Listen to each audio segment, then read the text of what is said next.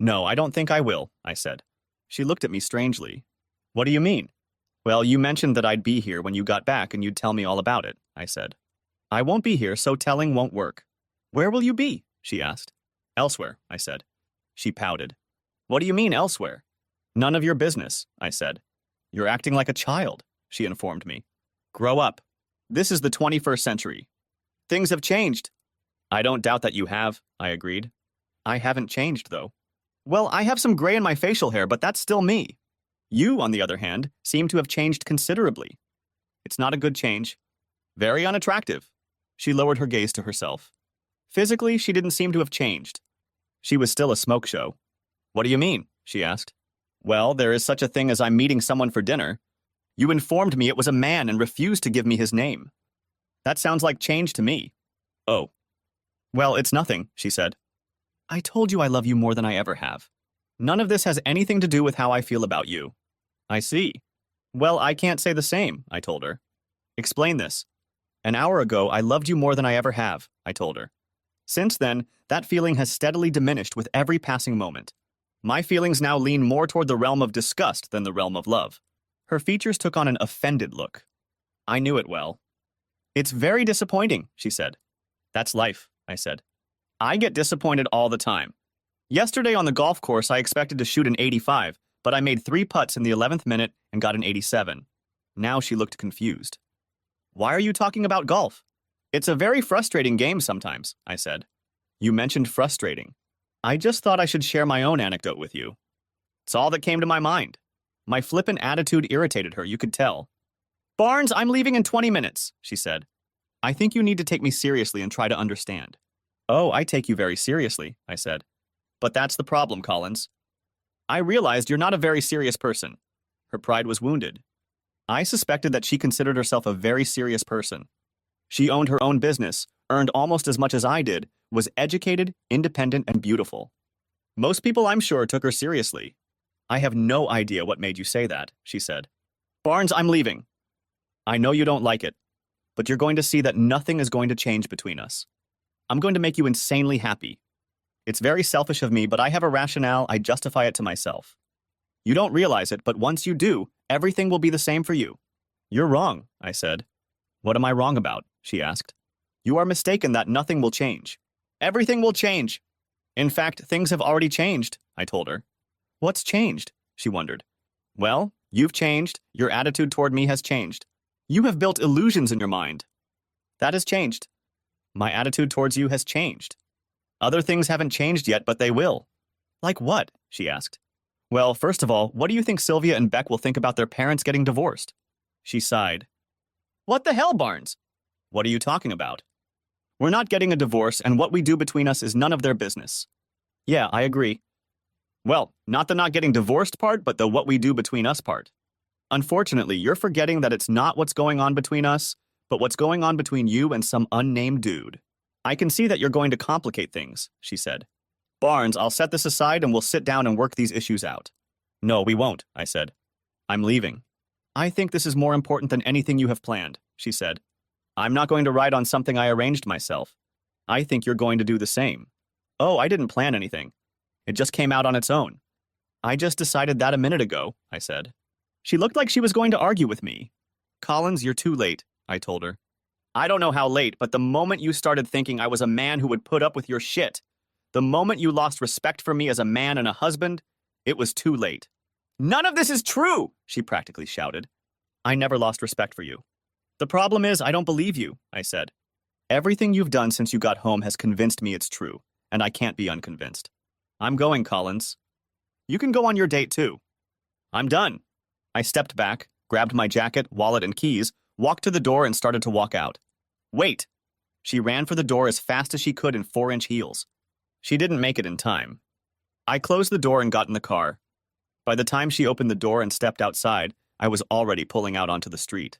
I decided to see what Beck was up to. She lived about 4 miles from us, so I pounced on her. WID?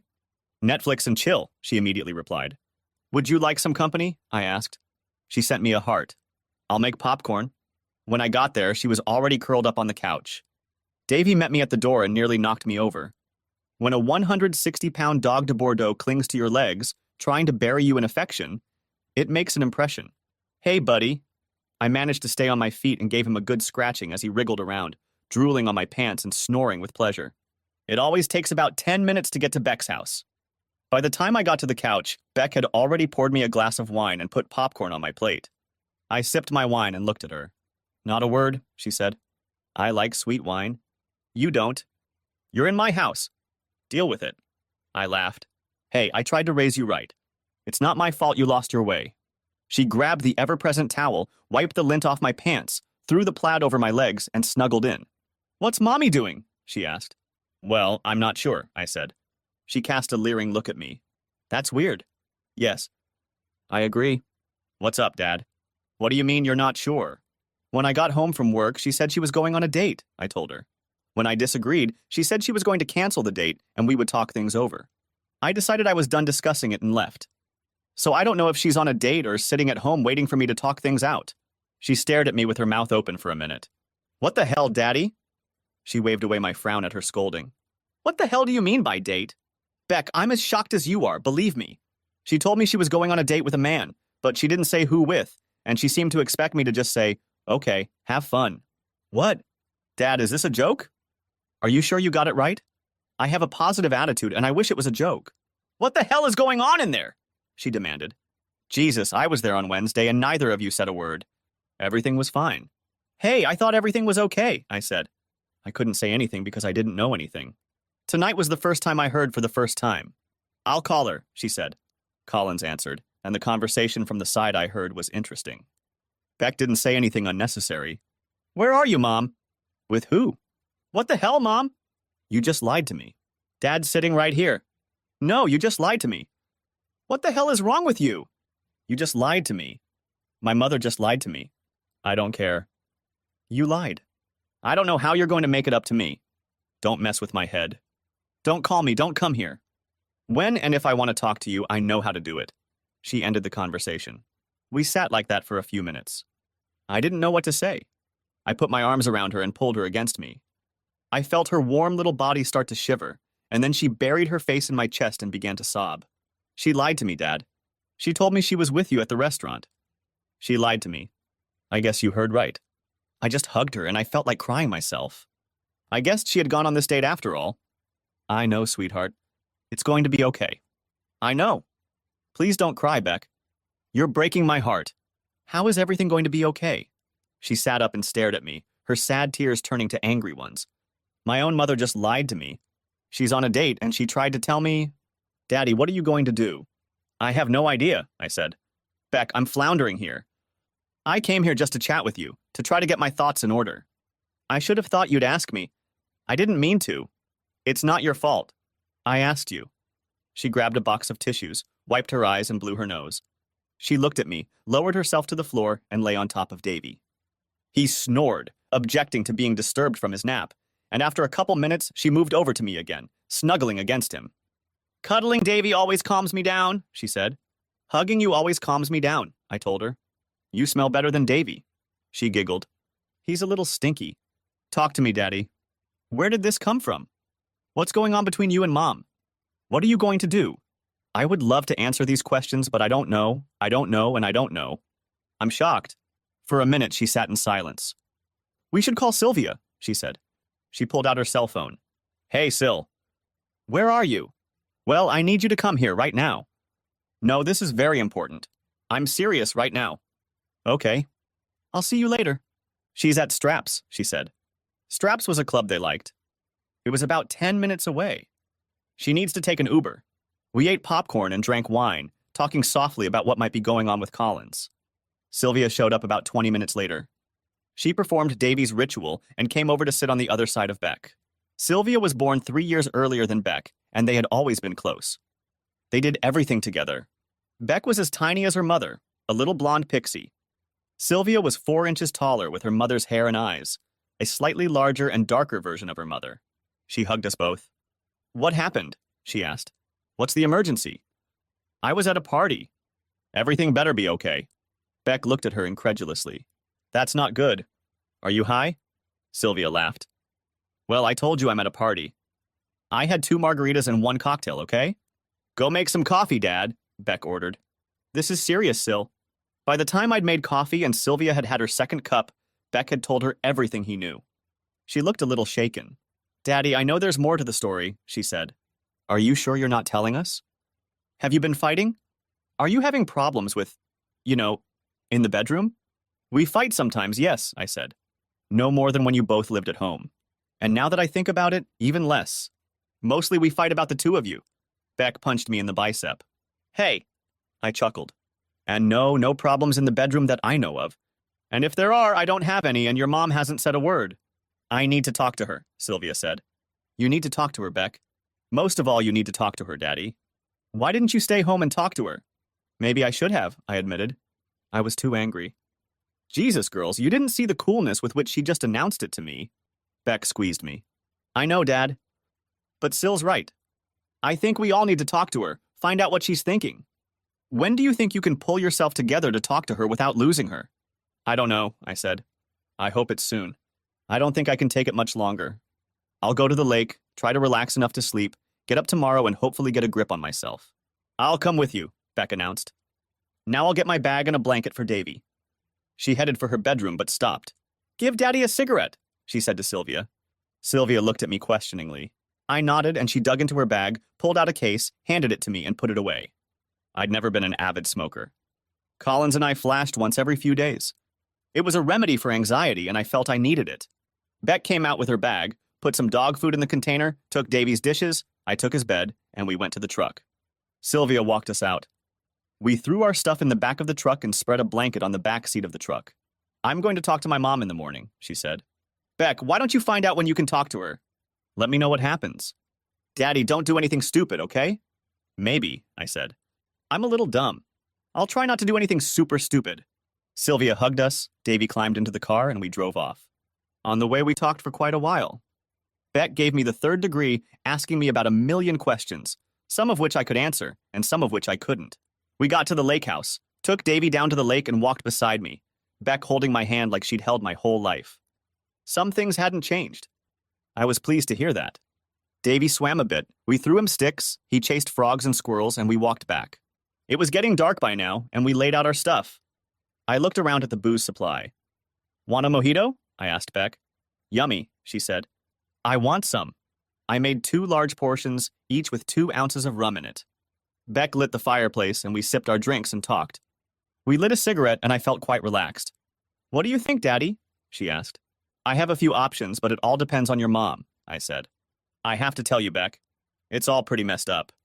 I think she might tell me she's lost her mind, take everything back, and then we're left where? In therapy, Beck said. I laughed. Yeah, a magic wand. I think I'd try it. What if she's determined? She asked. In court, I guess, I said. Of course she doesn't want it. How could she want it? I have no idea, I said. You're a lot smarter than me, Beck. You're going to be a psychologist very soon. Tell me, what would make a person do what she does? I actually have no idea, she said. I know the literature. People cheat to get revenge because they have commitment issues, are sexually attracted, find themselves in situations where they're thrown together, looking for something they're not getting from their primary partner. It's probably a combination of several factors. I'm pretty sure none of those apply to my mom. I have no idea if that's the case, I said. If it is, and she has some complaints, you'd think she'd talk to me and let me try to fix what's wrong. Yeah, you'd think so, she said. I guess we'll find out. I'm going to talk to her tomorrow, Dad. You'll have to drive me back so I can get my car. Surprisingly, I slept well. I watched videos and occupied my thoughts until I fell asleep, dropping my phone. I just turned it off and fell asleep. I got up, got dressed, took Davy outside, and he wandered around the bushes for about an hour. When we got back, Beck was already up. Do we have anything to eat, Daddy? She asked. Not really, honey. We had to stop on the way here. It's all right, she said. You can take me out to breakfast. I want French toast at Gailey's. Deal. We left Davy at the house. He was mostly asleep anyway when he was bored and had a heavy breakfast. The topic of conversation was hypothetical situations that could have happened before we decided we were bored with it. We talked about school, my job, Davy's latest antics, and how her internship was going. We went back and got her stuff and picked up Davy, and then I drove her back to her house. I walked back to the lake, sat in the glider on the porch, and watched the boats move around the lake. It was lonely. I missed Collins and thought about the times we sat like this, doing nothing but enjoying being together. I missed Beck. Hell, I'd even settle for Davy as a companion. I decided to go fishing. I took the boat and fished in the cedar thickets, catching 6 nice crappie. I cleaned them and found some frozen fries to eat them. They were delicious as always. When I decided to turn my phone back on, I got texts from both girls asking me to come over to Beck's. I got my ass there and they were just eating pizza. Beck brought me a beer, and we sat at the bar in her kitchen while they ate. Well, I talked to her, Beck began. Me too, Sylvia said. And, prompted I. You're not going to like it, Beck said. She told me she wasn't happy. Not with you, of course, but with her life in general. She thinks it lacks excitement, challenge. Some jerk who owns a company she often works with is hitting on her. She likes the fact that she is being pursued, that men find her attractive. She wants to be able to go on dates. She says she loves you and you can go on dates if you want. I sat for a minute, digesting her words. Sylvia, is it the same story as yours? I asked finally. Quite so, she said. Daddy, I don't think it will last long. She'll figure it out and it'll be out of her system. Damn, Syl. You don't mind shit like this? Burst out Beck. I didn't say I was fine with it. She defended herself. I said I thought it wouldn't last long. She'll get over it and things will go back to normal. I was dumbfounded. What do you advise me to do while she comes to her senses? I asked. Love her, be patient, let her calm down, she said. She loves you, Daddy. She's just having midlife issues or something. Or maybe not, said Beck. These are midlife issues, not having fun with other guys. Well, what other options do you have? Divorce her? Put her in a cage? Asked Sylvia. I have no idea, I said. Divorcing her is definitely one option. No, it isn't, Sylvia insisted. Jesus, Daddy, just don't go crazy with this. You two are meant to be together, and you know it. Shouldn't you talk to your mom about this? Asked Beck. Shouldn't you be telling her not to freak out? This is some bullshit, Sylvia. You're taking her side and Dad hasn't done a damn thing. Not a damn thing. I'm not taking sides, Sylvia replied. Well, that's a problem too, isn't it? Beck was starting to get heated. You're supposed to take sides, not this be patient crap. Patient I am. She went on a date with some creep, Sylvia. You know very well he's a bastard. If he wasn't, he wouldn't be hitting on a married woman. And she's a whore for letting him. Hey, let's just take a break, I tried to tone it down. But they weren't interested. So what do you want, Beck? You want our parents to get divorced? Is that what you're talking about? It's not about what I want, Beck said. It's not about what you want. It's about what Daddy wants. Don't forget, Sylvia, Daddy didn't want any of this. It was Mommy who wanted it, and she's going to have to make it right. I'm telling you this right now.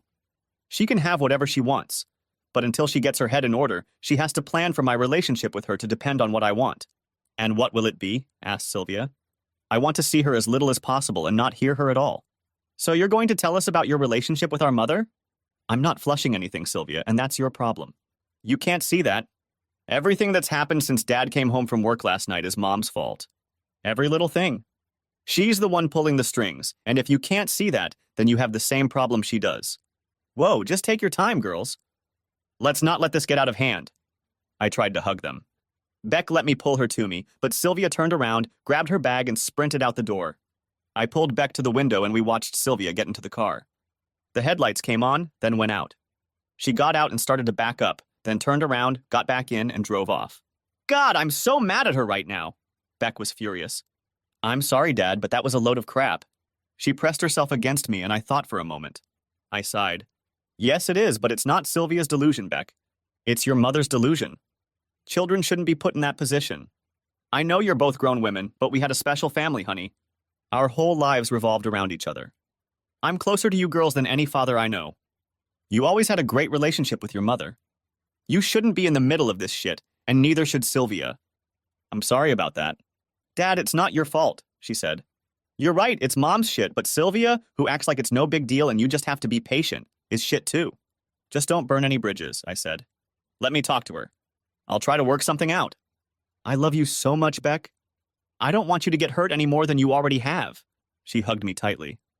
I trust you, Daddy. I'll just wait for you and see what happens. Keep me close, okay? Always, I assured her. It was time to put the lion on my beard. I couldn't put it off, couldn't live in uncertainty.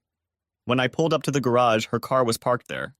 I sat for a minute, trying to find a calm center, sighed, and went inside. My stomach felt like I was about to get heartburn, so I went in and got a glass of milk to calm it down. Collins was in her office and came out when she heard me. She looked as bad as I probably did. Hi, I said. I'm glad you're okay and back. She looked at me intently. Collins, I'm a hell of a long way from being okay, I told her. She looked thoughtful. I know. I just wanted to keep myself safe. Do you want to talk? I nodded. Here or in the living room? She asked. Might as well be comfortable, I said. She nodded, poured herself a juice, and I grabbed a box of wheat cakes. I followed her into the living room, and we sat down on the couch. There was about a foot between us, which was unusual because she always wanted to cuddle up against us. There must have been a hostile vibe coming from me. I definitely felt hostile. I want to apologize to you, Barnes, she said. I realize I did everything wrong, very wrong. I raised my hand. Collins, if you think mismanagement is a problem, then we're wasting our time. She looked confused. I don't understand. Let me make this as clear as possible, I said. There is no possible way that you could have coped by telling me you were going on a date that would have mitigated the fact that you were planning to go on a date. Do you understand that? I understand what you mean, but you don't understand what I mean, she said. Okay, you've heard me out, so go ahead. Make me understand. By manage, I mean that I should have taken the time to explain what I was doing so that the very fact that I was doing it would be tolerable to you. I'm afraid you'd have to be a bloody wizard to do that, I said. You suddenly discovered you have magical powers? She smiled. Not quite magic, but almost, she said. I spread my hands apart. You have the floor, miss. Le fait. I just want you to think about it, Barnes. How old are we? I'm 48 and you're ancient, 49, I said. She laughed. Yes, and I can feel each of those years. Not in the physical sense. I think we're both in better shape now than we've ever been, and physically I feel 25. It's mental, emotionally. Remember when we were 25, Barnes? Yes, I remember everything. Me too. I remember feeling vital, alive, like life was full of endless possibilities, like there was nothing we couldn't accomplish. Everything sparkled, we were bright, colors were primary, love was a new discovery every day. Do you remember? Yes. Think about our lives now, she said. I know every step of the way. We get up on Sunday to start the week. We can go to church or sleep in, we can make love, we can spend the day making dinner, you can watch soccer, and we can pick a movie. All of these things we've done 1,000 times. Okay, you're right about that. On Monday, we get up and go to work. We come home and do the same thing we've done 1,000 times. Days merge into weeks, weeks into years, years into decades. I feel like we're just doing all the activities. I understand all that, I said. I think the difference is that I like doing the things we've done 1,000 times already. I want to do them 1,000 more times. That's why we keep doing them, because we like them. If we didn't like them, we'd be doing other things. That's exactly my point, she said. I love doing what we do too. I want to supplement that, do something new, bring back some of the joy of being surprised by life. I want to keep growing, keep exploring new areas. I see. What makes you think I don't want to do something new? Apparently you think we can't do any of these things together. I think we could do them together, she said. I told you I'm going on a date, and when I get home, I'll tell you all about it. Share my experiences with you. You could do that too, Barnes. I think your idea of together and my idea of it are quite different. She frowned. What do you mean? Let me be very clear. When I say together, I mean you and me. As soon as you introduce someone else, the together test is failed. She thought for a moment. How long has it been since you've spent time alone with a woman other than me? Well, I assume you mean other than the girls or other family members. I think that would be 6 months. Remember when we went to Kansas City with Amber? We met with the telecommunications representatives. She nodded. I know Amber pretty well. Tell me, Barnes, is there any tension between you two? Not that I know of, I said. I mean, I know she's a woman. She's gorgeous, you know that, but I'm married, 10 years older than she is, and we don't flirt, if that's what you mean. We have a very good working business relationship. We're friends, and I'm not trying to be anything else. Well, you said it yourself, she's gorgeous. She's single, Barnes. What if you took her out to dinner, and then the two of you decided to try the nightlife, went to a club, danced together? Would that be exciting? Holding all that beauty in your arms, wouldn't that get your motor running? Maybe. That's why I don't, I said. Why not? She asked. Because I'm married to you, I told her. I don't put myself in a situation where my motor is running for anyone but you. And if I was okay with it? She asked. It doesn't matter, I said. It wouldn't suit me. She sighed. I'd be okay with that. Maybe 10 years ago I wouldn't have done that. I'm more mature now. I'd put up with it, and I think you should put up with me doing the same. That's the thing, I told her. No. That's not what I signed up for, Collins. You promised me, I promised you. If you want to leave, that's fine. Well, it's not great, but it is what it is. If you're determined, I can't stop you. I only control myself. I don't want to leave, she said. I want to be more free. I want to be spontaneous, see adventures and go on them, but not leave the house.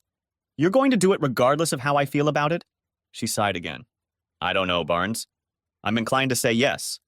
The fact that you think that you have it all mapped out in your head, that you can talk about it so fluently, tells me a lot, I told her. You haven't been communicating with me. You've been hiding it from me for a while. What else have you been hiding? And then there's your little stunt on Friday night. I'm sorry, I shouldn't have done that. I was mad at you for leaving when I wanted to talk about it. That's nonsense, Collins. It's an outright lie.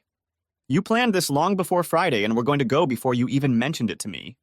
Speaking of lies, you also lied to Beck. I guess you're pretty good at that. I spat out my anger and bitterness. I told you I'd cancel and we could talk. The rest of the shit she safely dodged. Screw that. I've had enough of the chit-chat. Okay, you had your chance at management, I said. My position hasn't changed. It's not about finding the right way to lay hands on me. There's no way to do it right. What matters is that you did it, that you plan to do more of it, and that you want to do it.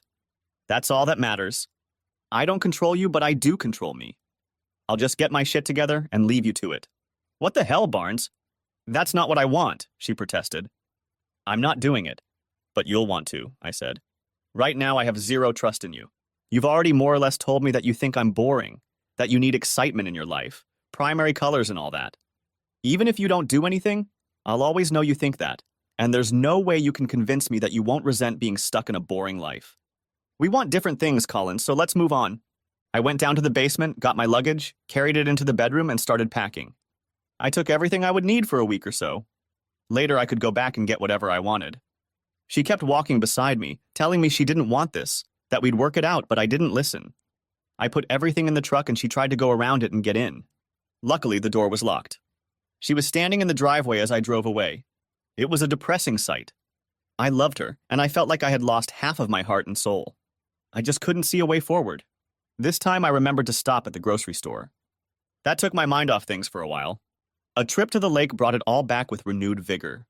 I turned on a podcast, but by the time I arrived, I had no idea what it was about. I took my stuff into the house and set it down in a daze. It occurred to me that I should talk to the girls, but I was mentally and emotionally exhausted. I just didn't have the energy. As it turned out, I still had to look for him. I had been sitting there for about an hour when my phone rang. I looked, it was Sylvia. I had some business to attend to. Hi, honey, I said. Where are you, Daddy? She asked. I'm at the lake, I said. Where are you? I'm at your house, she said. My mom called me and asked me to come over. I got a call notification. It was Beck. Hold on a minute, it's Beck calling, I said. I answered and said I would call her back, that I was on the phone with Sylvia. She was fine with that, and I called Sylvia back. Hey, I told her I'd call her back. I'm glad you're there with your mom. She's in total distress, Dad. You should be here with her, not me. I know about that, I said. Sylvia, this is a difficult conversation. Are you sure you want to talk about it over the phone? She was quiet for a minute. No, I guess not. Are you coming back? No, I'm not going to, honey. I'll explain all this when I see you, okay? No, it's not good, but I guess it is what it is, she said. Daddy, I have to work. I can't stay here. I'll stay tonight, but I'm really busy at work. I don't know what's going to happen tomorrow. Your mom works too, I said. That's not your concern, Sylvia. You do what you need to do. Your mom and I are adults. She snorted, and I could tell she was very upset. I'm so sorry, Sylvia. I know this is hard for you. I love you, though. You're my first child, and you'll always be special to me. She gasped as she replied. I love you too, Daddy. Bye. I pulled myself together and called Beck. Hi, honey. Are you okay, Daddy? She asked. I will be, I said. Are you okay? Same thing, she said. I suppose you're at the lake? Yes. Do you want to come outside and I'll tell you what happened? Yeah, I'm packed, she said. All the classes this week are online, but I have to go to work on Wednesday and Thursday. Can I spend this week? You don't have to ask. I'll spend every second with you, I told her. I know, she said. I'll be out in an hour or so. I've got dinner waiting for me, I said. I was putting food out on the counter when I heard the sliding door to the porch open and Davy's claws clicking as he looked for me. He was going nose to nose with the food and I had to stop and give him some love. I fed him the fat. I trimmed off the pork chops and was already washing my hands when Beck hugged me from behind. I wiped my hands and hugged her back. It smells good, she said. No, Davy. She grabbed paper towels and wiped the saliva from his mouth. He settled down behind the bar stools and we started eating. It was delicious. I think it didn't go well, she said. No, she had all sorts of explanations. It all boiled down to the fact that she was bored and wanted to be a child again. Fine, she rolled her eyes. Tell me something, I said. If you were in your role seeing your mother as a client, what would you say is wrong with her? I would never consider her or anyone else I have a personal relationship with as a client, she says. If someone I don't know came to me with their story, I would say they're depressed because they're seeing their transition age. There's no such thing as a midlife crisis, you know. I didn't know, I said. I thought it was something. I hear about them all the time. Yes, movies and books have made it so popular that everyone thinks it's real, she says. It's not a diagnosis. It's a transitional period, and some people see their mortality, start feeling like they have a finite number of years at the peak of their life, get depressed, start doing stupid things to maintain the illusion that they're immortal. Wow. Who would have thought it, said I. My baby is so smart. She smiled at me. Yes, I am, and don't you forget it. Do you think she should see a therapist? I asked. I know, and I'll tell her, but I won't get involved, she said. I understand. I wish you weren't as infatuated as you are right now. I'm really sorry about that. It's not your fault, she said. I know you feel bad for me. I feel bad for you too, but we'll get through this and get through it, right? Yeah, we don't have any other choice, I said. Sylvia arrived Tuesday night, Beck made potato salad, and I grilled hamburgers. We sat at the table on the porch and ate while talking. Dad, Mom is a mess, Sylvia said. Yeah, pretty much the same thing, I told her. What are you going to do? She asked. She wants you to come home. She promised she'd forget about all this. She sees the damage she's done and she's sorry. Yes, I'm sure it is in a way. What do you mean in a way? It's hard to explain, dear, but I'll try. I want to hear it too, Beck said. I need a minute, I said. Girls, would you like a drink? What have you got? Sylvia asked. I've got stuff for Palomas, I said. Yum, Beck said. I want some. Sylvia wanted some too, and I gathered my thoughts as I mixed them. We made ourselves comfortable, and I was as ready as I could possibly be. Sylvia, are you still dating that what's-his-name? Dickweed, Beck shot back. Sylvia laughed. No, I realized he's a jerk. I have a new boyfriend I met here a month or so ago. His name is an asshole. His name is Richard. Oh my God, Dick! They were both laughing hysterically. They were stepping on my heels. I tried again. Well, suppose Dick. They fell silent again. Richard, all right? Richard. Suppose Richard had told you that you were boring, Sylvia. How would you feel about that? Not very good, she said. I'm not boring. No, it isn't, but it seems to him that it is. What can you say? Can you argue with what someone feels? I don't know exactly what you mean, she said. Well, Beck, you don't like raisins. Sylvia, you don't like coconut. That's how you feel. Would you feel differently if I told you that you like girls? No, Beck said, and I kind of see where you're going with this. Did Mom really tell you that you're boring in those words? No. I can't quote her exactly. I remember some of the words. She said a bunch of nonsense. Shit, Beck said. We're adults, Dad, Sylvia said. I don't want to shock you, but I'm cussing a little. What's your favorite word? Beck giggled madly. Stop it, you two, I admonished them, which made them burst into laughter. She asked me if I remembered what we were like when we were 25. What it was like for you girls. She had all these glowing words about how great it was, how exciting our lives were, how everything was new and bright. She said she felt like we were stuck in a rut, doing the same thing over and over and over again, and she wanted to bring that excitement back. Can you feel it, Dad? Asked Beck. Probably a little, I said. I know I'm not 25 anymore. I told her I like what we do, otherwise I'd be doing other things. I don't see anything wrong with that, said Sylvia. What did she say? She wanted to do different things, I replied. The problem is, she doesn't want to do different things with me. She wants to do them with other men. She likes to be wooed. She likes to feel that men want her, so she's going to date them, and if things work out, do things with them. Oh my God, Beck said. How do I handle this? I asked them. Can I tell her she's wrong? She feels the way she feels, and you can't argue with feelings. Will all the excitement and energy she says she lacks show up like magic? No, it's not, Beck said. Honey, think about it, I said. Do you really believe that it hit her on Friday? That she suddenly had an epiphany and arranged to go out with some guy on Friday? No, she said. What are you getting at? I'm telling you, she's been thinking about it for a long time, I said. Has she said anything to me? She hasn't said a word. Do you understand? I know, Beck said. Me too, Sylvia added. Dad, if she goes to a therapist, gets counseling, changes her mind about how she feels, do you think you can work it out? I shook my head. Sylvia, she thought she could get around me. She could have just announced she was going on a date, and I would have been fine with it. Do you realize how disrespectful that is? She sank into the chair. Yes, I know, Dad. I'm really sorry. What if she was sorry? Do you think that's true? I asked. She said she was sorry she hadn't been able to tell me better, not that she was sorry she was doing it. I'm going to talk to her, Sylvia said. Beck, will you help me? If I get her consent, will you give her a referral to a good therapist? I will, Beck said. If she asks for help, I'll be there for her, Syl. I won't interfere in her life unless she asks for it herself. She has to want it herself, not be forced to accept help. Sylvia left very unhappy. I didn't like it, but she hugged us and said she loved us and would always come back. Beck had indeed maintained a somewhat cold relationship with Collins, but as the weeks passed, she rarely mentioned her. I received regular detailed reports from Sylvia. Collins dismissed all thoughts of therapy, although she did mention that she wouldn't mind counseling with the couple. I asked Beck what she thought about it, and she decided it was futile. She felt that unless the underlying causes of Collins's dissatisfaction were addressed, all counseling would accomplish was masking her feelings or trying to reconcile me into agreeing to what she wanted. Are you ready to do this? Asked Beck. No. I'm not interested in other women, and even less interested in sharing her with other men, I said.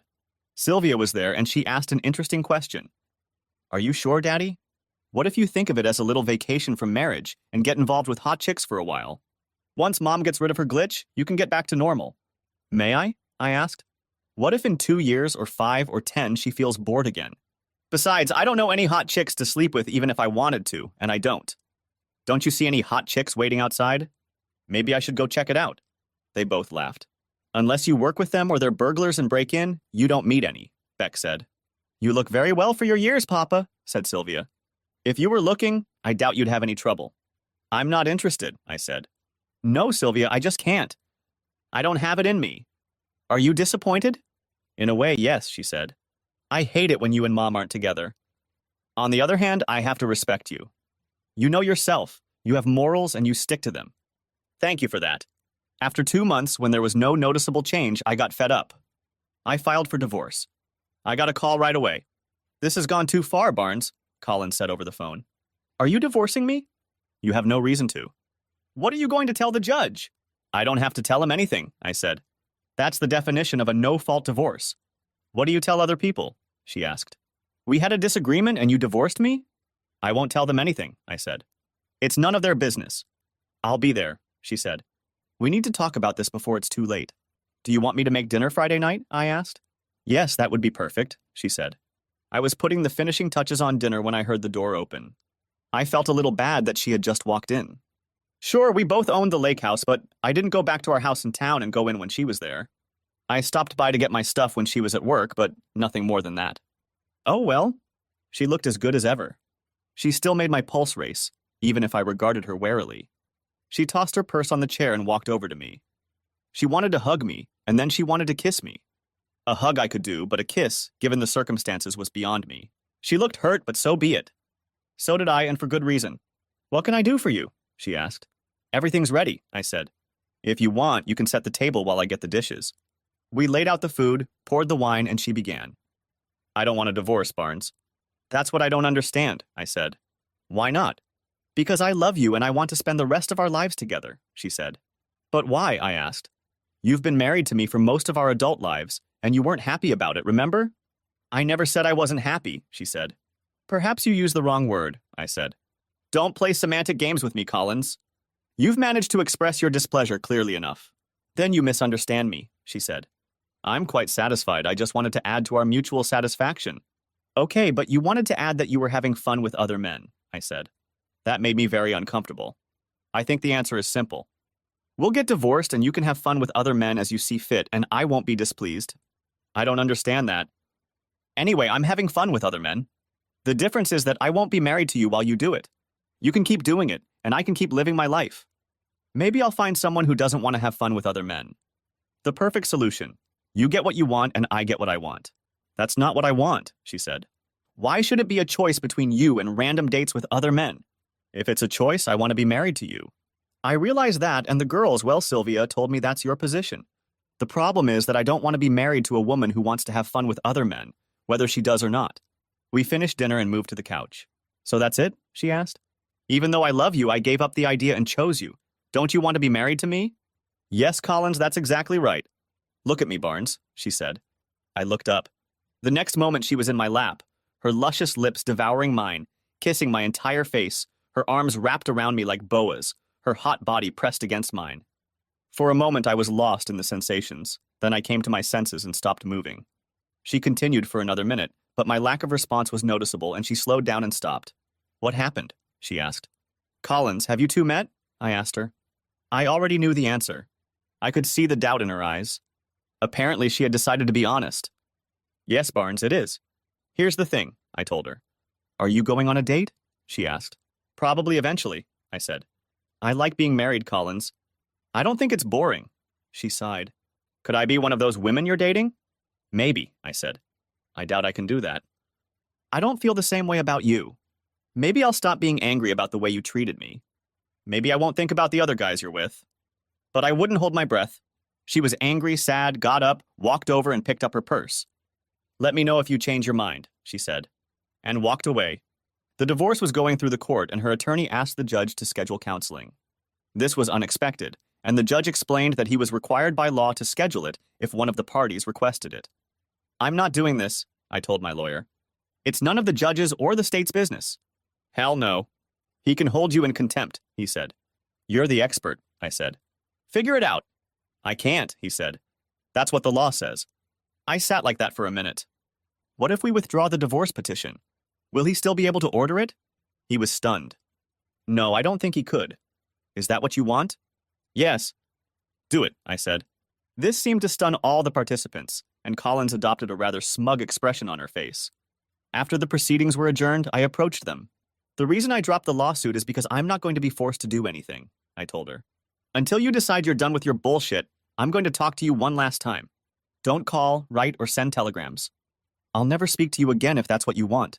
Her jaw dropped and she started to say something, but I just walked away. She tried to talk to me for 2 months.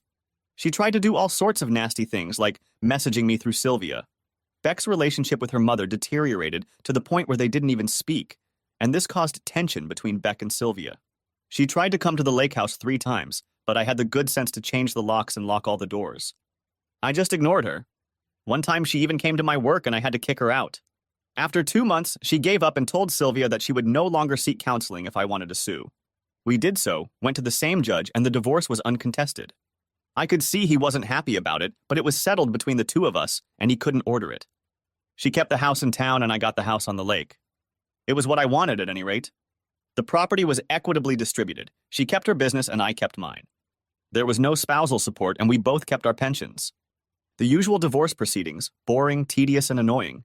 I started buying businesses. It didn't take long and my retirement began. I fished, learned to water ski, and the girls and I practically lived on the boat all summer. By the time October rolled around, I was ready. I applied for a visa to become a resident of Mexico. I could be here for 180 days, just as a tourist, and decided that by then I would have a clear idea of what I wanted to do. I winterized the house, swapped my half-ton Chevy for a diesel-powered F350, bought an Eagle Cap luxury 1200 camper, hooked up the boat, and headed south.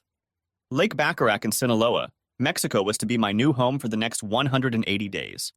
Both girls were a little disgruntled with me, but they would get used to it.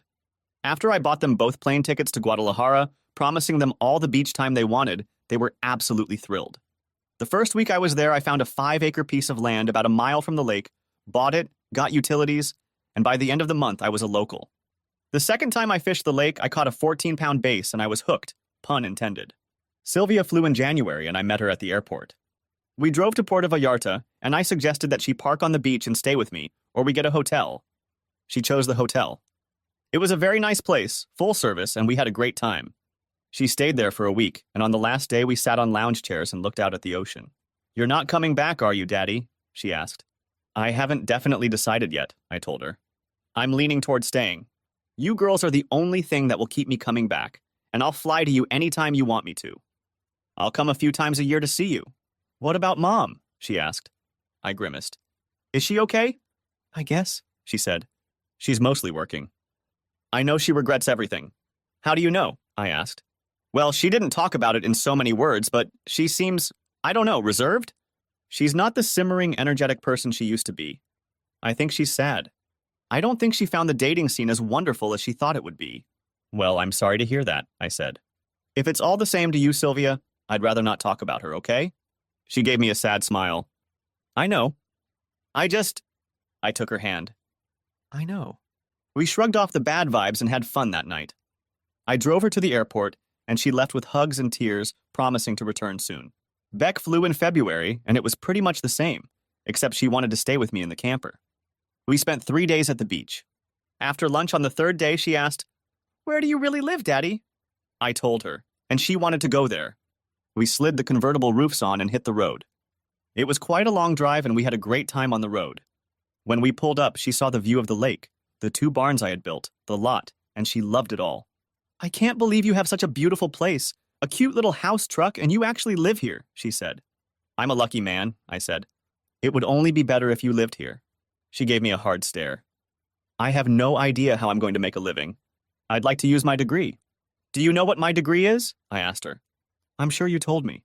I don't remember. I just know you have it. It's agribusiness, I said. She laughed. Farming? What do looms have to do with it? I got into machine tools because I worked at a farm implement dealership, I said. We were constantly getting combines coming in with sheared pins.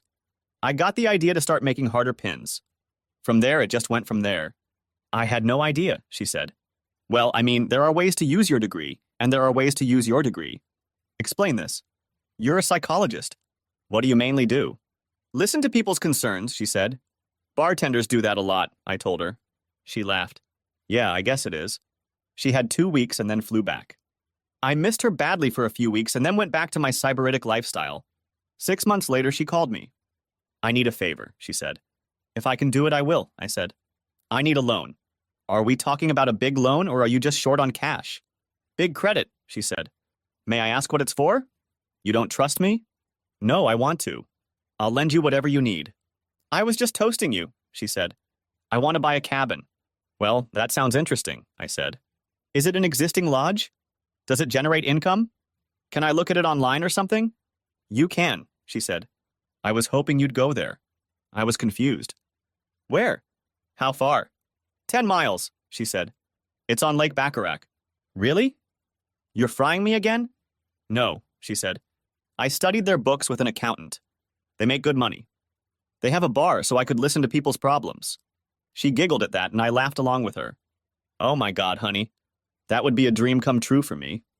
How much do you need? She showed me a staggering figure. Jesus, Beck, you swung for the fence, didn't you? Go big or stay home, she said. Don't you have enough? Not if you pay me, I said. I'll prepare a payment plan, she said. It should be pretty short term. Once I own the business and can show I'm making a profit, I'll get bank financing. Right now, I'm in the position of someone with no credit rating. I understand, I said. That's so cool, Beck. I can't believe you're doing this. God, it'll be so great to have you here. I'll take a look and let you know what I think, but you have to come and see for yourself. She arrived 3 weeks later and we looked around the place. It catered to fishermen, mostly from the US, and it was a very good investment, I thought. Another 6 months passed and my daughter became the owner of the business. She ran it well and things were going great. Davy became a bit of a celebrity. He was pampered all the time and was in doggy heaven. Beck and I spent a lot of time together, and I hung out at the bar all the time. Beck worked at the bar sometimes, and it was fun to watch her do her psychology work. She had a first-class restaurant, and the locals often ate there. It was always crowded, but she had a table in the kitchen, and they always found a seat for me. I was there Friday night in the kitchen, and the chef asked me if I minded if he sat another guest with me. I wasn't thrilled, but what the hell? Sure, I said. He left, and when he came back, there was a woman with him. My jaw dropped to the floor. God, she was gorgeous. She was elegantly dressed. The yellow number accentuated her swarthy complexion. One shoulder was bare, the length came to just below the knee, but there was a slit on one side, and when she walked, a gorgeous brown leg was visible. Her hair was a mane of glossy black curls with some graying in places. Her forehead was high and wide, and her huge eyes were so dark they appeared black. She had high cheekbones, classically beautiful, full, plump lips, and a slightly pointed chin that gave her face a heart shape. He held out a chair for her, and when she sat down, he introduced us. Miss Valiente, this is Mr. Barton. He's the father of the lady of the house. I stood while she sat down. I sat down and held out my hand to her. Barnes, please. No, mister, at dinner. She laughed a low musical sound that made me want to hear it again. You can call me Nita, she said. Her delightful accented English was flawless. Her voice was low for a woman, a little husky, but smooth as velvet. Apparently she had already ordered, because the serving girl brought her a glass of something that looked like sangria. I struggled to find something to say. This beauty shocked me. It's pretty crowded, I said. Lucky they have that table. Yes. I didn't make a reservation, she said. Usually Thomas finds me a seat, but tonight I didn't want to sit at the bar. There's someone there I wanted to avoid. I see. But it didn't matter. I was glad whoever it was, because it meant I could look at Nita, hear her words. Well, you're safe with me. My mission in life is to keep obnoxious guests away from beautiful ladies. She blushed, a peachy tint appearing on her cheeks. I'm very pleased to have a gallant protector. She laughed again, and goosebumps ran down my skin. Do you dine here often? Yes, I said. Like Thomas said, my daughter owns this place, and even though I can cook, I'm the only one who has to cook, so I come here. Ah, sweet Beck, she said. I like her a lot. She and I are becoming friends. Really? Well, I'm glad to hear she's making friends, I said. Do you live nearby? There is, she said. I have a house on the Sinaloa River. I live there most of the time, but also in Los Mochis. You obviously live nearby? I laughed. Well, yeah. I'm pretty mobile, Nita. I have 5 acres of land nearby with a couple of buildings, and I also have a truck and a camper. I've got wandering legs now, and I like the fact that I can go anywhere at any time. I see, she said. You recently moved here from the U.S. like Beck? I've been here about a year, I said. I came before Beck. She came to visit, fell in love with the place, and bought this cabin. What brings you here? She asked. It was fishing at first, I explained. Yeah, and it kind of is now too.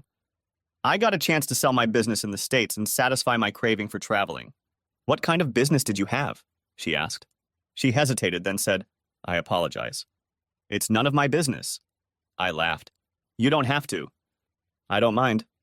I've made parts for companies like Caterpillar, John Deere, and others. Ah, the industrial tycoon, she said, giving me a brilliant smile, and the whiteness of her teeth illuminated that beautiful, swarthy complexion. Not likely, but I've been retired for a long time. But you are so young, she said.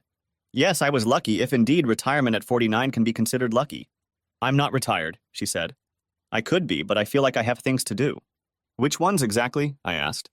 If you don't mind my asking. I'm a smuggler, she admitted softly. The look on my face made her laugh. I'm not really a smuggler. I own a pharmaceutical company. We supply prescription drugs to the Mexican Social Security Institute. Wow, that's impressive, said I. That's why I live in Los Mochis, too, she said. She looked at me speculatively. Maybe I should retire and become a Barnes like that. What do you say? Loose legs and fantasy. I laughed. A slacker and a dreamer? She smiled. Yeah, I didn't have English. You speak amazing English, I said. I speak Spanish, but you're better than me. ¿Te gustaría saber cuál es mi negocio aquí? She asked. We switched to Spanish. I'd like to know what you do, I said. Tell me about Nita. Ah, you want to know Nita? She smiled at me again. Yeah, I repeated. Just because you and Beck are friends, you know. She laughed. Yes, I can see that's your reason. I have many acres of land along the river, and I have a few horses, but lots of cattle. What kind? I asked. I have registered cattle of the Gelbway breed. Do you know them? Well, I personally don't know any such, I said, causing her to burst into a fit of giggles. But I know about them. Barnes is very amusing, she said, pulling herself together. I'll have to introduce you to some of them in person and correct that flaw in your familiarity. It was my turn. I didn't giggle, as giggling is unworthy of a man, but I had a good laugh. And Nita is a very funny woman, I said. I want to ask, and you may say it's none of my business, but does Mr. Valiente exist? No, she answered. He used to be, but not anymore. He worked in a petrochemical plant. There was an accident, an explosion, and he was hit by it. Oh my God. I'm so sorry, Nita. Me and my big mouth. No, it's acceptable, she said. It's been 11 years. I remember, but only the good times, you know? I nodded. Yeah, the pain of losing loved ones subsides, and you remember all the good things. What about Barnes? She asked. Beck obviously has a mother? Yes, and I have another daughter named Sylvia. She's 3 years older than Beck, I said. I pulled out my phone and showed her a picture of Syl. Ah, she's very pretty, she said. She doesn't live here? No, she lives in the States with her mother. My wife and I divorced almost 2 years ago. Is this a sore subject for you? She asked. It was, I said. But less and less each time. We wanted different things. She wanted to open up our marriage, sleep with other people. I didn't, in short. I'm very sorry to hear about it, she said. Well, that's life, I said. Say, Nita, do you think I could take you out to dinner, maybe next weekend? I'd love to, but just not this coming weekend, she said. I have to leave for Los Mochis the day after tomorrow, and I won't be back until next Tuesday. Maybe the Friday after I get back? Sounds wonderful, I said. Can I get your number? I'll make a reservation and send you a time, okay? Yes, give me your phone number, she said. She entered her phone number into my contacts. Maybe when you pick me up, I'll introduce you to some cattle. She giggled at her joke. I walked her to her car. It was a brand new silver-colored BMW Z4. Nice. I walked around her and admired her before opening her door. She kissed me on the cheek, and it was like I was electrocuted. You were a very charming dinner companion, Barnes, she told me. Thank you for letting me join you. Believe me, the pleasure was all mine.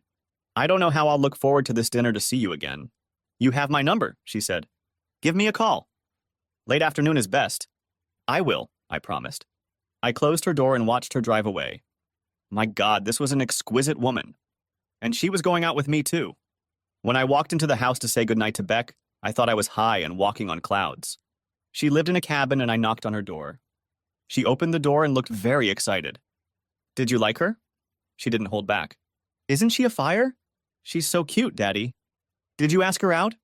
Oh, you set me up. She giggled in her best evil voice. Yes. I did good? Jesus, honey, how did you get her to do that? She loves me, Beck said. I told her about you, and you're perfect for each other. Did you ask her out? Yeah. She's going away for a week, but she said she'd have dinner with me next Friday. That reminds me, I need to find myself some transportation other than the truck. You can have my car, she said. Thanks, Beck. It'll work for the short term, but I'll have to get my own. The next day, I texted Nita. I can see it happening. 2 evil women are conspiring against me. She sent me some smiley faces with hearts and smiley faces. Yes, resistance is futile. I take it, Beck has confessed. My own daughter, I said. I can't wait for a dinner date. She sent me another batch of emoji. My anticipation was such that each day seemed like an eternity. I hadn't felt this way since I was in high school, waiting for my first date with the girl I was in love with then. I remembered my conversation with Collins about, remember when we were 25? She wanted that excitement, the bright colors, the sense of anticipation. Oddly enough, I found all of that. I wondered if she had found it. I wrote to Nita once a day and she sent me 2 or 3, skipping a day here and there, and twice I called and talked to her. Talking to her was a new experience for me. She was switching from Spanish to English, telling me about her day, and I found it so easy to communicate with her, as if we were friends and had been for a long time. She called me when she got back and the excitement only grew. I drove the truck to the cabin and took Beck's car. I didn't mind driving the truck with the camper, but it seemed awkward for a first date. I drove along the river following the directions on the phone. There were few houses and the road ran along the river. The phone told me to turn onto a paved path, but there was a gate in front of me. There was no house in sight, but I noticed a call button on the numeric keypad. I pressed it and waited a second. Hola, ¿eres tú, Barnes? It was Nita's voice. Lo es? Tu acompañante ha llegado, I said. She laughed. I am very pleased at your arrival and feel you will be a delightful companion. I will see you off. The gate opened and I drove down the driveway. It was maybe 2 miles long, with all the different branches, and I was wondering if I was lost when I saw the house. The woman lived in a huge, sprawling mansion. It stood on a steep cliff overlooking the river, and the view was spectacular. I rang the doorbell, and within a minute, a young girl opened the door. She was gorgeous and looked to be about 12 or 13 years old. I saw an older woman standing in the back of the entryway. She held out her hand and said, Greetings, Sir Barnes. I am Pia. Nita is my mother. La llevas a cenar, no? I'm very happy to meet you, Pia, I said in Spanish. I see that you look a lot like your mother. You are as beautiful as she is. Do you speak English? She developed the same delightful blush I had seen on her mother. Yes, I speak English, Spanish, and French, she said. I know English better than French. I'm sure you're good at all of them, I said. Yeah, I want to take your mom out to dinner. Is that okay with you? She gave me a critical look. Yes, you are, as they say, very caloric for a man with insanity. I laughed. You're a little flatterer. And I'm not old. She giggled again, quite like her mother. That was really bad, no? Besides, you're Beck's father, and I love her very much.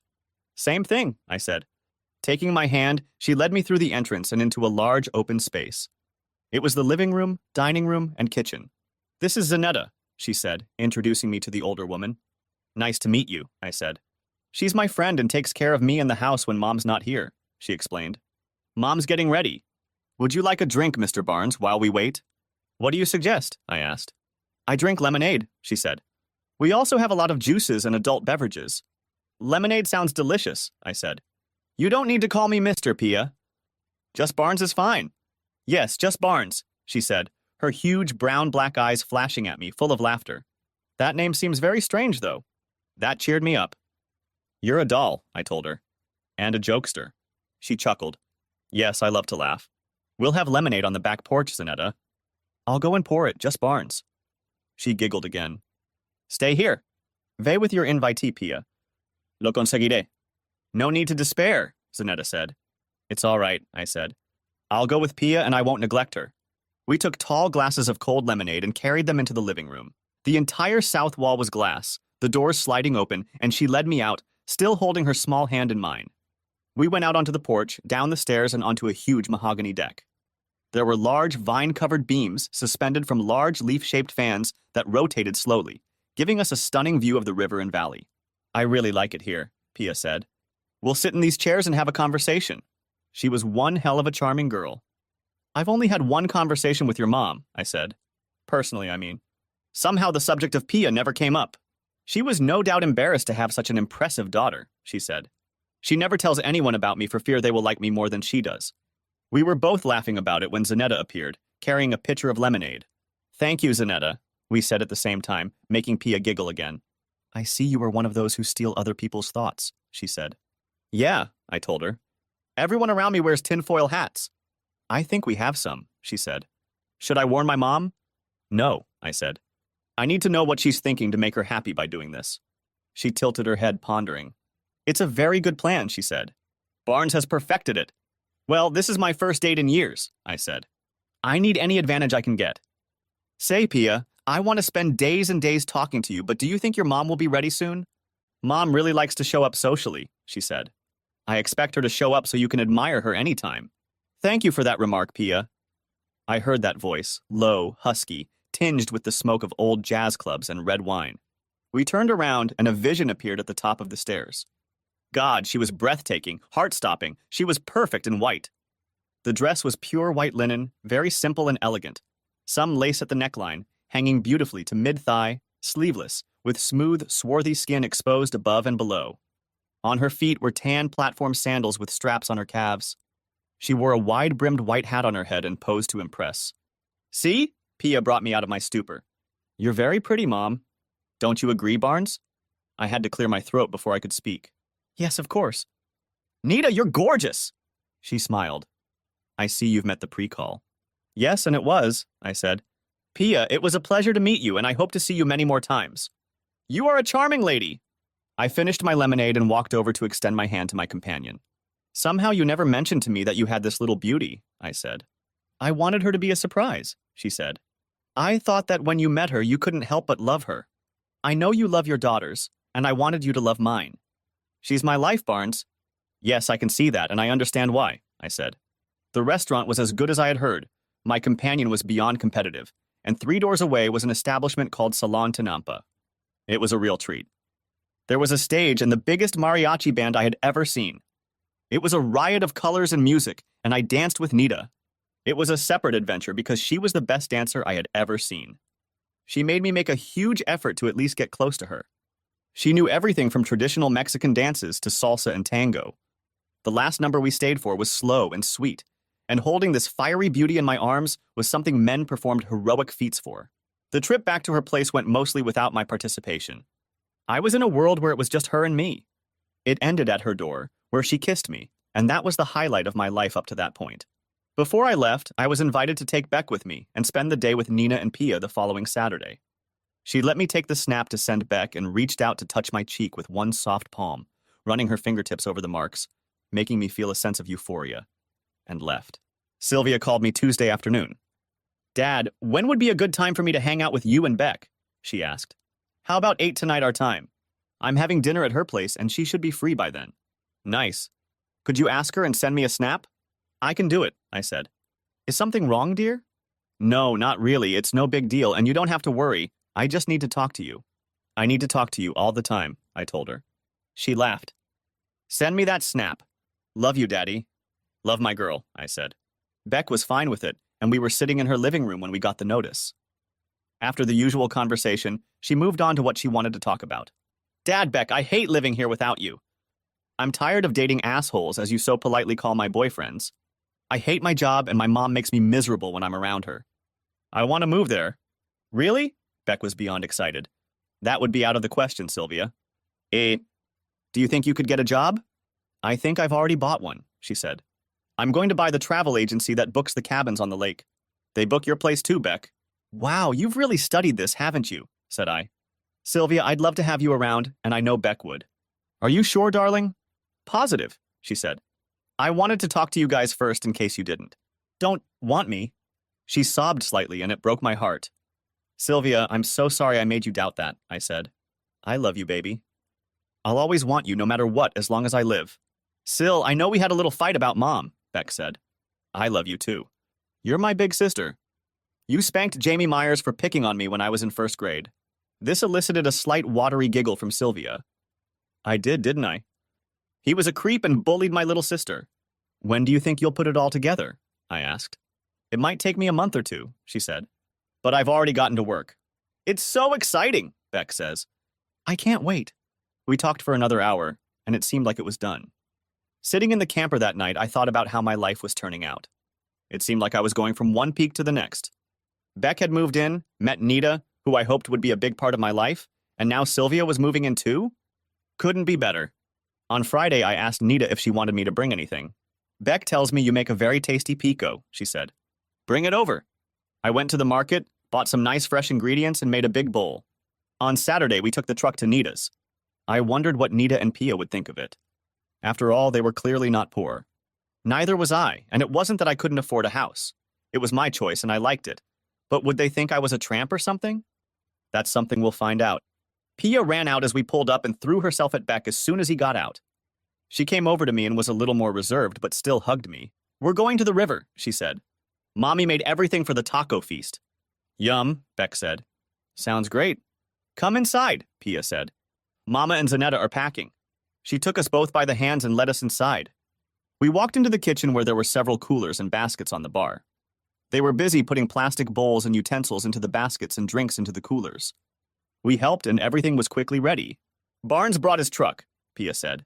He'll be perfect for transporting us. The way she phrased it made me laugh. What a delightful girl. We loaded into the car, Beck and Pia climbing into the back seat. Nita sat in the front with me, and we drove down the driveway, making a few turns as she pointed. It's good to have you with us, I said. I would never have found my way out of here. She laughed. There are several places you can go, she said. There are buildings on these roads for different functions. What kind of buildings? Beck asked. Horse barns, equipment barns, storage barns, livestock barns, paddocks, and things like that, Nita says. We walked to the river. There was a gazebo and dock, and 3 jet skis and cradles sticking out of the water. There were 2 picnic tables and a grill under the gazebo.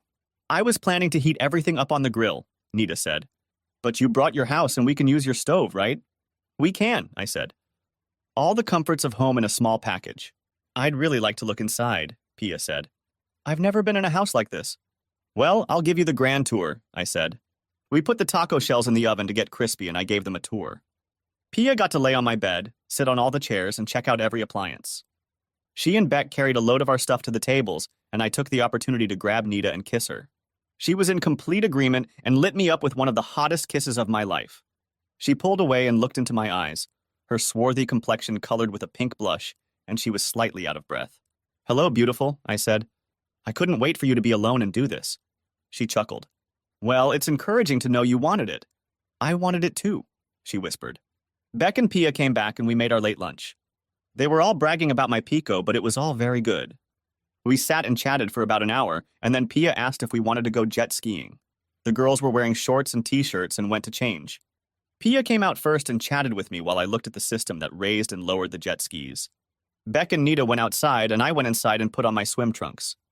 When I came out, one jet ski was already in the water, and we quickly launched the other two. Can I come with you, Barnes? Asked Pia. I'd love to, I said.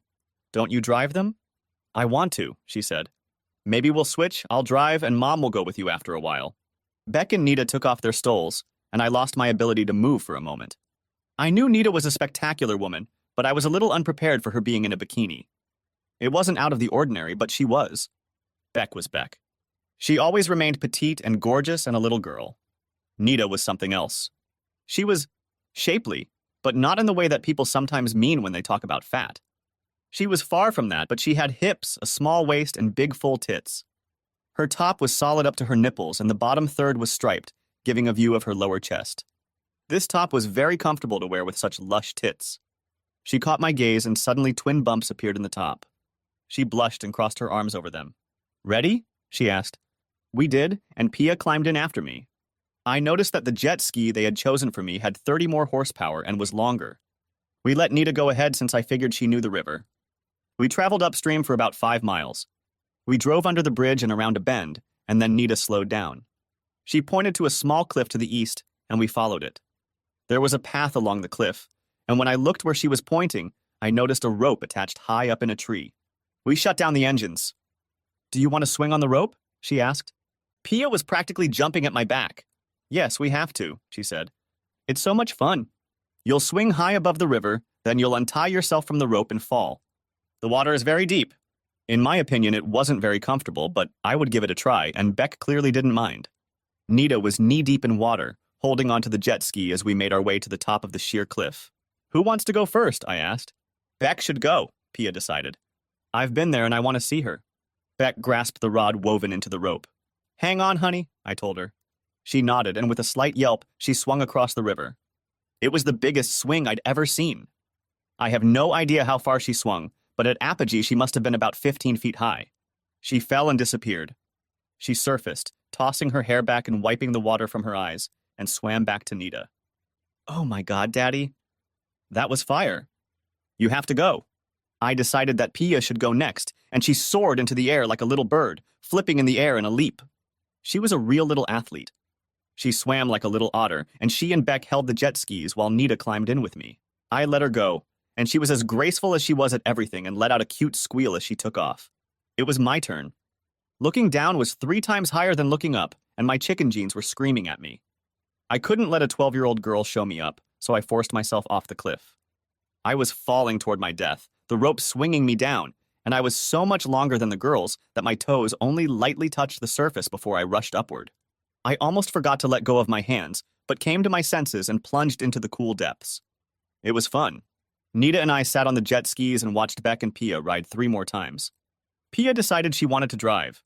We drove back, lifted the jet skis out of the water, and sat in the sun, holding cool drinks and enjoying the rays. Toward evening, we packed up and headed back to the house. We thanked them for a wonderful day. She invited me to stay and eat, which I did. How are you feeling, Daddy? She asked. Pretty good.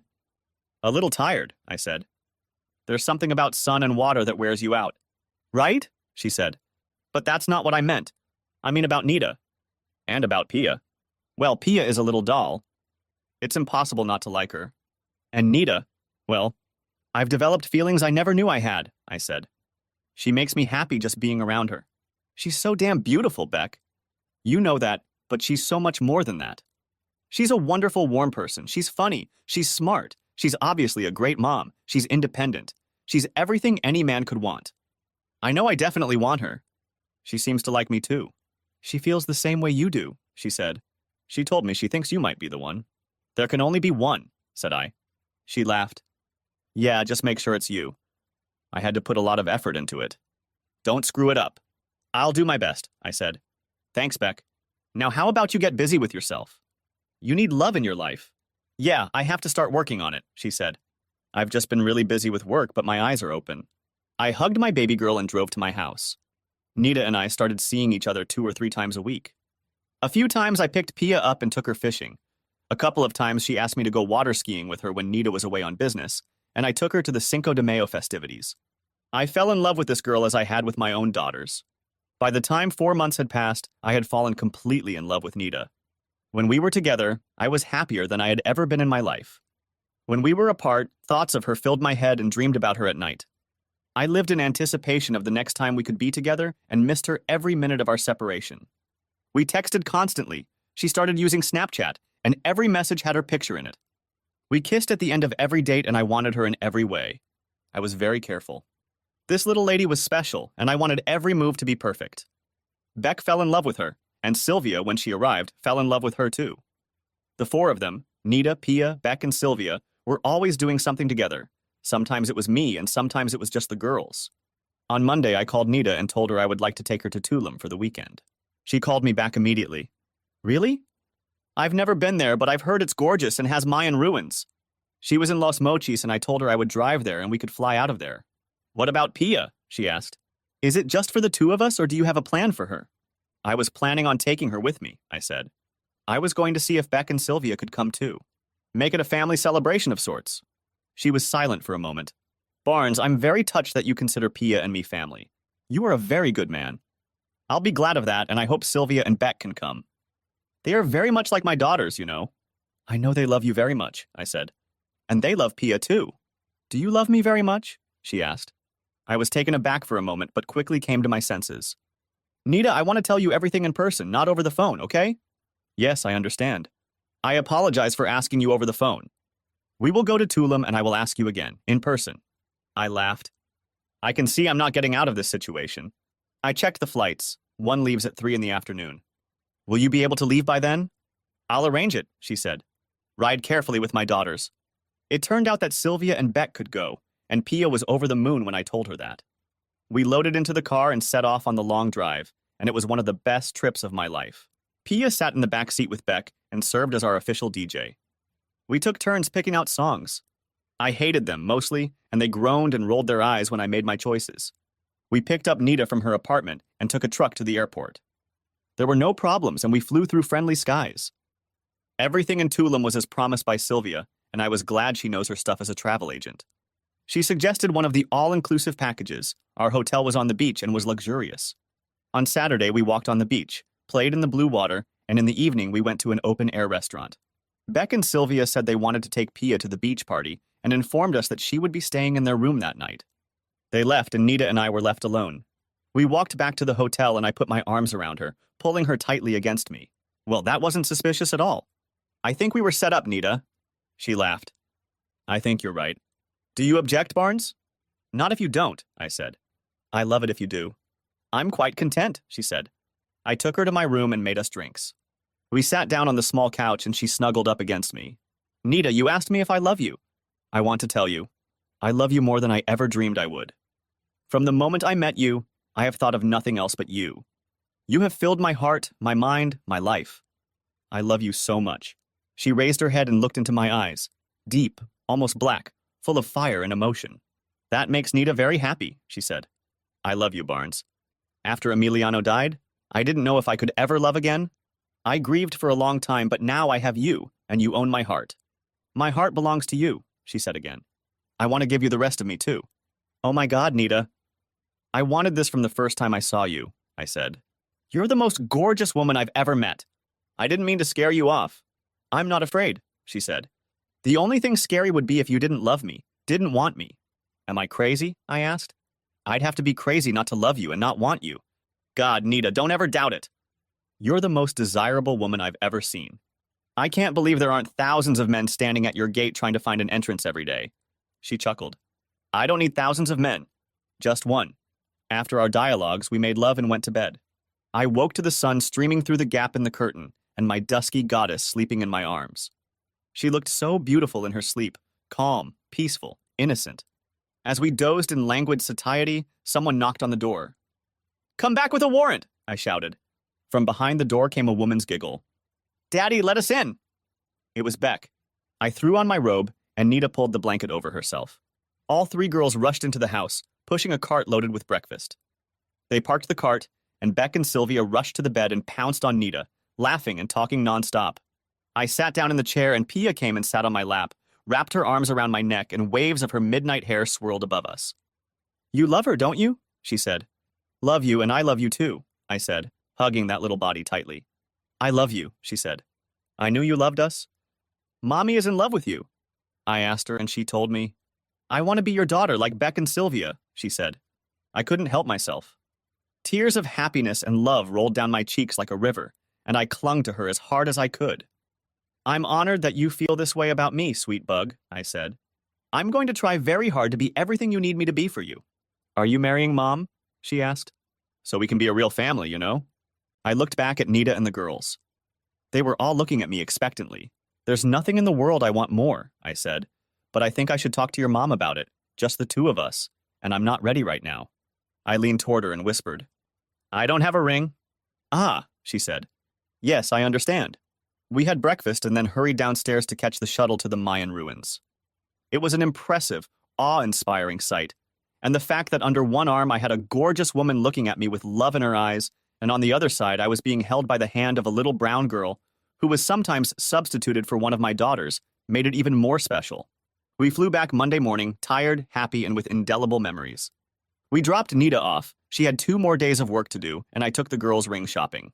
There were mostly small stores where jewelers made their own pieces, and we found an elderly gentleman from the Cajita tribe who made exquisite jewelry. He had a large collection of stones, among which was a red-orange fire opal, which all the girls liked very much. I don't think it would make a good engagement ring, I complained. We need diamonds, for example. No, Mom would be thrilled, Pia said. She told me she was finding diamonds, como se dice, insípido. We all laughed. Pretty much the same, Sylvia said. Doesn't make sense. Did she really say that? Yes, several times, Pia said. See, Dad? She'll love it, Beck insisted. I let them talk me into it, and we compromised by setting 4 small diamonds around it. The jeweler said he could make it in 2 weeks and send it to me. When I got it, all I had to do was pick a time and place. I told Nita I wanted to come and go back to that little gazebo by the river. I think she knew what it was about, but she just told me to come. She was free. We took her quad bike, and it was a perfect evening. Pia was very curious, and when I told her what I was doing, she had to hurriedly retreat to her room to avoid giving herself away in her excitement. I knelt down in the gazebo, and when Nita noticed it, her hand went to her mouth. I took her hand and said, Nita, I am not good at speeches, but I love you with all my heart. I don't want to live without you in my life. I don't want to live without Pia either. Will you marry me? I will do everything in my power so that you never regret your consent. I opened the box and she held out her hand. I put the ring on and she said, Yes, Barnes. I want so much to be your wife. I want to love you always. She raised her hand, admiring the ring. I can't believe you have a fire opal, she said. It's my favorite stone. A little birdie told me, I said. I think I know that bird, she said, her eyes filling with tears of happiness. When we got back to the house, Pia was already waiting for us and was running from one to the other in excitement. I can't believe it. You're going to be my father, Barnes. Suddenly, she burst into tears. I knelt down and hugged her slender figure. I thought this would make you happy, baby girl. She pressed herself against me. Yeah, I was hoping. I thought we'd never find anyone. You found me, I told her. I'll never let you go, Pia. She clung to me and sobbed for a few minutes while I hugged her, then pulled away again. It's such a fire. I laughed. You've been hanging out with Beck too much. You're starting to sound like her. She chuckled. She's teaching me a lot of good words. We set the date for December 5th, and I was the happiest person in the world when Nita walked down the aisle in gold. She said she had been in white before and this was new, so she was breaking tradition. I moved in with her, but she insisted we keep the camper. We might want to go on a long vacation, she said. We'll use it, I promise. I took it off the truck and put it on stands. We used the truck for its intended purpose, and it was much more comfortable without the camper. I don't think I was ever happy. The only hitch came when in the 2nd year of our marriage, Sylvia came to me and said she needed to talk. We were sitting on the deck, and she mustered up the courage. Mommy wants to come visit, she said. I sighed. Well, I guess it was bound to happen sooner or later, honey. When is she coming? She wants to come for Christmas, she said. Sylvia, what do you want, dear? I asked. She found it difficult to answer. I wanted to spend Christmas here with you. I know Beck is staying here, and I was going to stay too. Now I have to spend at least part of Christmas with my mom. Beck doesn't want to, so I'm staying with her. I still love her, Dad. I'm sorry if this disappoints you, but I remember the way she was. Everything she did for me and what we did together. I pulled her to me and squeezed her. I know you are, Syl. I'm not disappointed in the slightest. I'm proud of you. She cried a little and I hugged her. It's going to be okay. I know it's not what you wanted, but what is, is. You can still spend time here. It's going to be hard, but you can tell your mom that you already have plans for Christmas dinner. She'll have to deal with it. It's her fault, not yours. It's hard, she said. I'm going to have to deal with it. I just wanted you to know. What if she wants to talk to you, to see you? Let me talk to Nita, I said. She's smarter than me. Let's see what she has to say. Sylvia spent the rest of the day with me and Pia, and before she left, we had dinner together. Nita was in Los Mochis for 2 more days, and I broached the subject when she returned home. We sat on the sofa looking at the fire in the fireplace, and I told her about Sylvia's visit and her news. She sipped her wine and stared thoughtfully into the fire for several minutes. What do you think of meeting her, Barnes? I've been asking myself that question, I said. I suppose it was inevitable. She's the girl's mother, and I guess without thinking, I knew she'd want to see them at some point. I don't really have any special feelings for her, Nita. I don't think about her. I loved her for years. We had a lot of great times, but she ruined it all, and the good times are kind of colored by the way it ended. She snuggled closer and rested her cheek against my arm. I think we should all have dinner together at the cabin, she said. I want to get to know her, Barnes. Find out what she's like. Really? I asked. Yes, she has been a part of your life for many years. She's been a part of Sylvia and Beck's life. I can go and meet her myself. It made me nervous, but Nita was her own person and did what she thought was best. She was very independent and made me nervous a lot of times, but she went with the flow, never once faltering. I knew when Collins arrived. She lived in Beck's cabin, and I saw both girls less often after she arrived. I assumed they were spending time with her. Nita did go to meet her, though, and if there were any fireworks going on, there was no mention of them. I asked Nita what she thought. I like her, she said. Really? Yes. I think she's changed a lot, she said. Sylvia and Beck agree. She's become autoreflective, introspective. She's become very friendly with us. Well, that's a good thing, isn't it? I asked. I think so, she said. We were talking about you. God, I hope you weren't listening, I said. She laughed. Of course. I want to know about you. She didn't say anything bad, only good. I snorted. I'll just argue. She smiled. Well, she didn't admire your intransigence, of course. Right, I said. Well, anyway, I guess there was nothing wrong with that. You're still snuggled up to me. No, it's nothing, she said. I adore you, Barnes. That's never going to change. Pia came in and snuggled up to us, and I hugged both of my dusky princesses. 2 days before Christmas, it rained like hell, and the river rose into a raging torrent. We had to go down and save the dock, carrying it up 3 times overnight. The water blew down 2 sections of our fence, and I got up early Christmas morning, and one of our laborers helped me fix the fence. We ate at 2 o'clock, and I finished about noon. I expected Sylvia and Beck to have arrived by now. We were going to open presents after dinner, and the tree was almost covered with packages. I came back, but no one was in the house, so I took a shower and changed my clothes. When I was ready, I went to look for the girls.